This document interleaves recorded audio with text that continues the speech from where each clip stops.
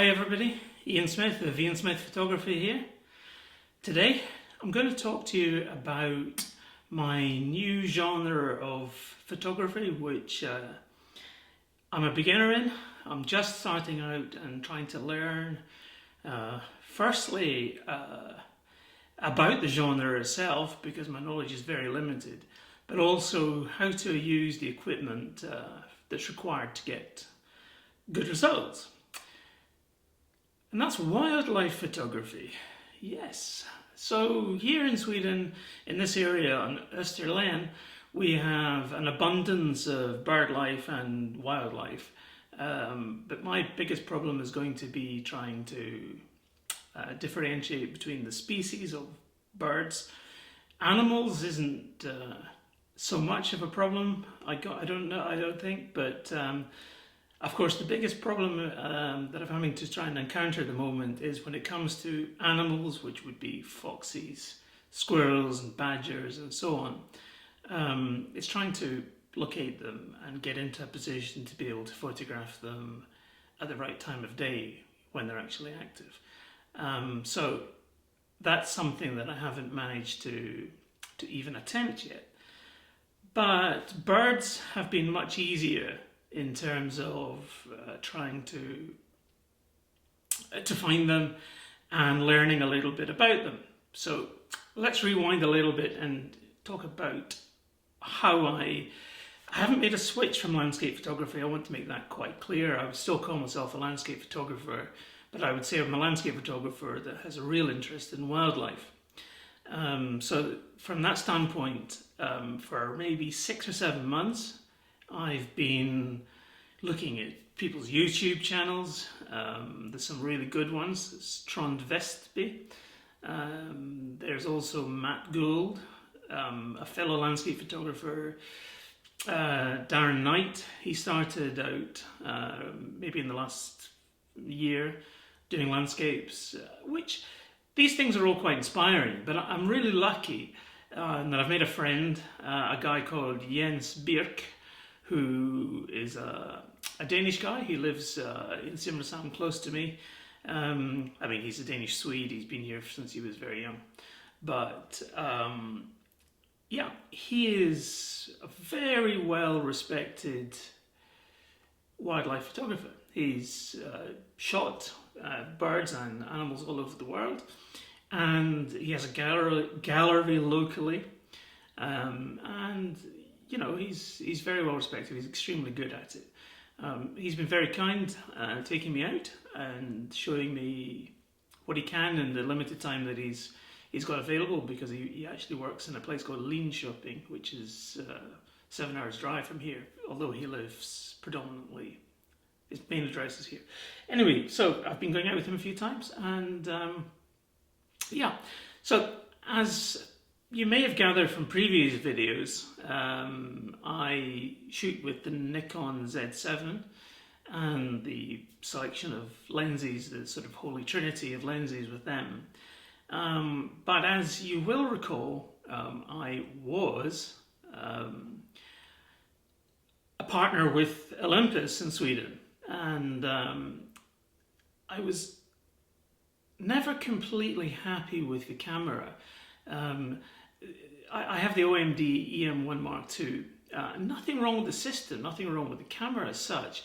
I mean, it's fantastic, and the technology in such a small package is really good. I've got it right here, so this is it. But I didn't actually find it particularly good for my landscapes, and not because it's not a capable camera, more because I was always used to being able to have cameras that perform better in low light and also with a little bit more dynamic range. This isn't particularly good in either of these scales. Now, I'm pretty sure that a lot of Olympus people will be up in arms, because I know that people can get very passionate about their brands, and when they go into a system like Micro Four Thirds, they tend to, you know, be a little bit fanatical, possibly. I don't have any allegiance like that, and perhaps Olympus wasn't a great fit for my type of photography from day one. And I say was, as in that now Olympus have been taken over by another company. Basically, all their agreements are null and void. So anyway, it was an opportunity. But I still had this camera. And I had various discounts with Olympus. So before Christmas, I kind of anticipated there may be a change in the new year. And I managed to get a really good discount on the Olympus Zuiko Pro 300mm f4 prime. Now, this lens is absolutely brilliant. It's a prime lens, so you've got a fixed focal length. But being micro four thirds, the 300mm translates in full frame terms to 600. I've also got a 1.4 converter with it, which takes it up to, I believe it's about 840mm. And that's a phenomenal wildlife birding type focal length in such a small package. I mean, this is, for photographers, for wildlife photographers, they'll realize this is tiny. For other photographers, they may not realize that Olympus's biggest selling point is weight, or reduced weight and size. So for the focal length that you get with this, this is perfect. The lens itself is tack sharp, and I've really enjoyed the last few weeks using it. So the f4, of course, translates to f8, so it's not the fastest lens in the world, but if you get a good background, or you can separate the background a little bit from the subject, you can get a beautiful blurry bokeh. So there's no problem with blurring out the background to get some nice smooth, buttery smooth looking images. But because Olympus is also famous for its world-class, image stabilization, you can actually use the image stabilization within the body. The lens. Pair them both together, and you can handhold maybe a 30th of a second at 840 millimeters, which is pretty phenomenal. With wider lenses, you can go much more, into several seconds. But with this focal length, so you can combat the low light to some extent. You're still going to crank the ISO up a little bit. Probably, realistically, 400 would probably be about the lowest you would get away with. And you can crank it up to maybe 800 before you start really losing detail through noise. But if you use some really good noise reduction, you can clean it up pretty nicely. But anyway, I just wanted to talk to you a little bit about this setup. I've kind of found the perfect use for Olympus because I think it's made for wildlife shooters. This lens I'm also using for some landscapes. It's really pretty cool at sort of long distance landscapes. But anyway, the prime reason I've got it is for birding and for wildlife. So to sort of talk to you a little bit about it, I've already touched on the quality, but what I'm really finding is that the amazing quality of the image that comes out of it is fantastic. And that's kind of all you need to know. You can get away with mostly handheld. It's very light, very portable. And there's only one thing that I find slightly irritating about the lens full stop, and that is this circular maneuver which goes from autofocus into manual focus. And this, when you're actually up and you're trying to eye up a shot, is very easy. It's not stiff, you see, it's very easy to slip it. So you can line up and all of a sudden you've squeezed a little bit too much and it can slide back into to manual focus. This is, of course, if you're using the autofocus. And you've lost the shot. So you kind of then have to get used to holding it perhaps a little bit further down the barrel than you were used to, just to get the steadiness and everything. But my hands want to go here. So yeah, that is a bit of a pain in the ass a little bit. But you know, now I know about it, and I've kind of lost enough images over the last few weeks to kind of be aware about it. That is the only irritation in the lens itself. Other than that, I've had some really good images. I'm going to show you a few of my first landscape. Now, what you've got to be understanding here about is that I've only just started.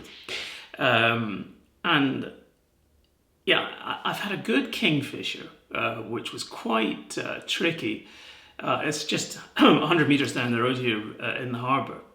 And I got quite a good shot. I'll put it up on the screen at the end. I had a really cool rabbit in the snow. And there are some red kites that fly overhead over our house. They seem to sort of prey in the field just outside. So I've had a couple of really good shots of them. So I'll put these up to show you what the lens is capable of, and also, you know, as a beginner, what maybe you can achieve in a fairly short space of time. I'm quite dedicated to it, so I do devote time to it, and I've had some really good support. So yeah, that's what I wanted to talk to you about, is my new genre of photography, which I'm absolutely loving. Not a step away from landscape, it's just an additional string to my bow, if you like. And obviously with the amount of, the amount we cannot travel at the moment, it's a good opportunity to devote some more time to learning some new things. So that's where we are at the moment. I'm using my Olympus at long last for perhaps what it was built for, and my new lens, which is really great. I mean, getting close in at birds is so important, or you're going to end up losing so much resolution. It has, you know, it's great. So that's where I am at the moment, and that's the little update I wanted to give you.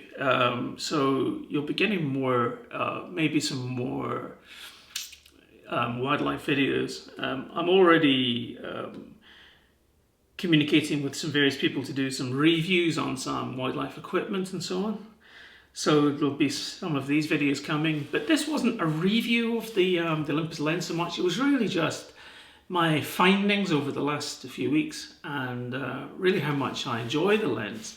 And I think if you're not enjoying your photography and you're not enjoying your equipment, you know, you're going to find it a bit of a struggle. But this little package here, phenomenal for birding, yeah, and wildlife. And really, really top-notch lens. Not cheap, it has to be said. I got a brilliant discount, but yeah, it's £2,500 off the shelf, I think. But long and short of it is worth every penny if you've got really good glass. And of course, this is yeah, it's top of the range. So yeah, that's my update so far, and I'm going to leave you with some images at the end that I've taken. And I'm going to say farewell until the next video. Thanks for watching. Please don't forget to like and subscribe. It's so helpful to the channel and to keep it growing. So it's bye from me, Ian Smith of Ian Smith Photography, here on the southeast corner of Sweden. Until the next video, I'll see you then. Bye for now.